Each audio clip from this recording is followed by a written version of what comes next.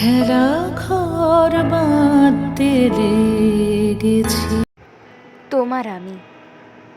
আচ্ছা, আমার কাছে তুমি যেমন ছিলে স্বপ্নের মানুষ, তোমার কাছেও আমি তেমন ছিলাম কি? হয়তো ছিলাম, কারণ তোমার প্রতিটা কাজকর্ম দেখে তো তাই বোঝা যেত।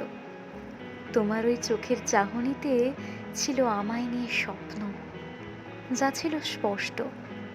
তোমার সেই স্বপ্নগুলো আমার মনে এক রাশ ভালোবাসার সৃষ্টি করত। তোমার ওই চোখ বলতো তুমি চাইতে আমায় নিয়ে ঘুরে বেড়াতে, আমায় ভালোবাসতে। আর তোমার আমাকে নিয়ে কত স্বপ্নই না বোনা ছিল।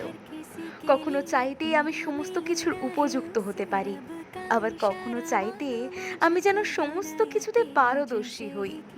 তোমার কাছে আমি ছিলাম তোমার দেখা সব থেকে সুন্দরী, কারণ সেটা তুমি বলেছিলে মনের দিক থেকে। যদিও সেটা তুমি আমার সামনে বলতে পারোনি, কিন্তু আমি ঠিকই জানতে পেরেছিলাম অন্যদের থেকে। আর সেইবার তো তুমি বলেই দিয়েছিলে আমার এই মিশুকে স্বভাবটা তোমার খুব পছন্দ। আর সর্বোপরি আমার এই হাসি, যেটা দেখলে তোমার মন ভালো হয়ে যায়। আমার কান্না আর মন খারাপ তোমার সব থেকে অপছন্দের ছিল। আমি মন খারাপ করে থাকলে তুমি কতই না বকতে আমাকে। তোমার মনে পড়ে এখন তুমি আমায় বলতে আমি তো তোমার সমস্ত জিনিসের খেয়াল রাখি আর তোমাকে আগলে রাখি। হ্যাঁ, সত্যিই আমি আগলে রাখতাম তোমাকে, কারণ তোমাকে আগলে রাখার মধ্যে একটা আলাদাই শান্তি ছিল, যা তুমি নিজেও ফিল করতে পারতে।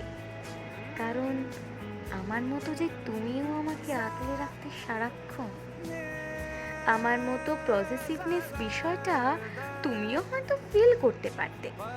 তাই তো সবসময় আমাকে নিয়েই ব্যস্ত থাকতে, অন্য কোনো মেয়ের সাথে কথাও বলতে না খুব একটা।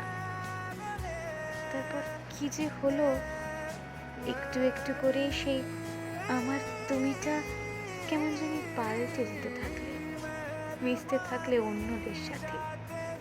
যেই তোমার আমার পজিটিভনেস নিয়ে এত ভাবনা ছিল, একদিন দেখতে পেলাম তোমার ওই চোখে আমার সেই পজিটিভনেস নিয়ে বিরক্তি।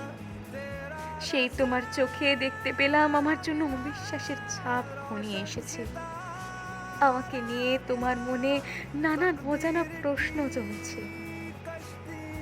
তাও তোমার এই বিরক্তি, অবিশ্বাস আমার কাছে অচেনা স্বপ্ন হয়ে ছুঁয়ে যেত এক পলকে। কারণ আমার বিশ্বাস ছিল তোমার ওই বিরক্তি, অবিশ্বাসের মধ্যেই যে ছিল আমার জন্য ভালোবাসা। আচ্ছা, তুমি কি সত্যিই আমায় বিশ্বাস করেছিলে, নাকি সবটাই আমার মনের ভুল?